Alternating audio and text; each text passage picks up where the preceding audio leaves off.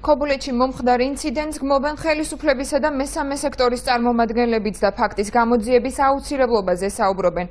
ქობულეთში განვითარებული მოვლენებიდან მეორე დღეს საკუთარი პოზიცია დააფიქსირა საქართველოს საპატრიარქომაც.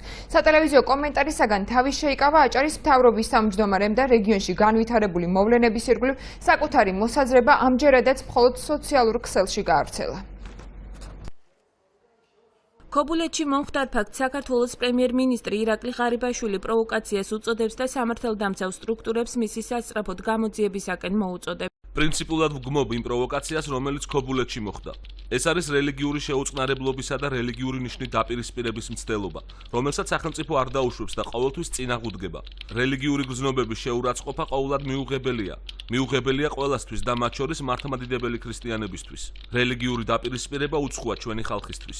საქართველო ყოველთვის ცნობილი იყო შემწყნარებლობით, ტოლერანტობით. ჩვენს ქვეყანაში ყოველთვის მშვიდობიანად თანაარსებობდნენ და ერთმანეთს პატივსცემდნენ სხვადასხვა აღმსარებლობის ადამიანები. ქობულეთში მედრესეს ეზოში ღორის დაკლის ფაქტს და ადგილზე განვითარებულ მოვლენებს დღეს აჭარის მთავრობის თავმჯდომარე არჩილ ხაბაძე საკუთარი ფეისბუქის გვერდით გამოეხმაურა. აჭარა ყოველთვის იყო ერთ-ერთი ყველაზე მრავალეროვანი რეგიონი საქართველოში და გამოირჩეოდა რელიგიური მრავალფეროვნების მიმართ შემწყნარებლობით. ამიტომაც სრული პასუხისმგებლობით ვაცხადებ, რომ გუშინდელი ფაქტი იყო პროვოცირებული იმ ძალების მიერ, რომლებსაც ნებისმიერი ხერხით ქვეყანაში დესტაბილიზაცია სურს. ძალიან მცხვენია და ვგმობ იმას, რაც გუშინ მოხდა. ქართველი მუსლიმები და ქრისტიანები საუკუნეების განმავლობაში ერთად მშვიდობიანად ცხოვრობდით. რაშიც ჩვენი ქვეყნის და ერთმანეთის მიმართ სიყვარული გვეხმარებოდა. მე მივმართავ ყველას, რომ არ აყვნენ ამ პროვოკაციას. მესამე სექტორის შეფასებით ბოლო პერიოდში მუსლიმანთა დევნისა და შევიწროების ფაქტებმა სისტემატიური ხასიათი მიიღო, რაც სახელმწიფოს მხრიდან არაადეკვატური რეაგირების შედეგია. მიმართვას ხელს 11 ორგანიზაცია აწერს, რომელიც დღეს გავრცელდა. ბოლო პერიოდში მუსლიმთა დევნისა და შევიწროების ფაქტებმა სისტემური ხასიათი მიიღო, რაც სახელმწიფოს მხრიდან არაადეკვატური რეაგირების შედეგია.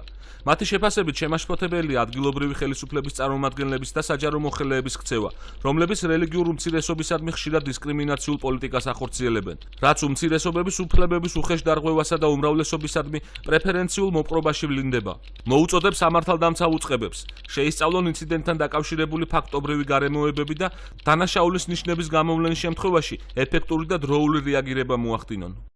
ქობულეთში განვითარებულ მოვლენებს დღეს საქართველოს საპატრიარქოს ოფიციალური წერილით გამოეხმაურა, რომელშიც ნათქვამია, რომ ფაქტი მორწმუნე მუსლიმთა რელიგიური გრძნობების უხეში შეურაცხყოფაა და ასეთი ქმედება მიუღებელია როგორც ქრისტიანული, ისე ნებისმიერი ტრადიციული რელიგიისათვის. ჩვენ რა თქმა უნდა ვხედავთ პროვოკაციას 10 სექტემბერს ჩადენილ ქმედებაში, მაგრამ ვხედავთ იმაშიც, რომ მოსახლეობის აბსოლუტური უმრავლესობის ნების საწინააღმდეგოდ და ხელისუფლებასთან შეუთანხმებლადაც მოხდა ისლამური სკოლა პანსიონის აშენება, რომლის რელიგიური დანიშნულება ეჭვგარეშია.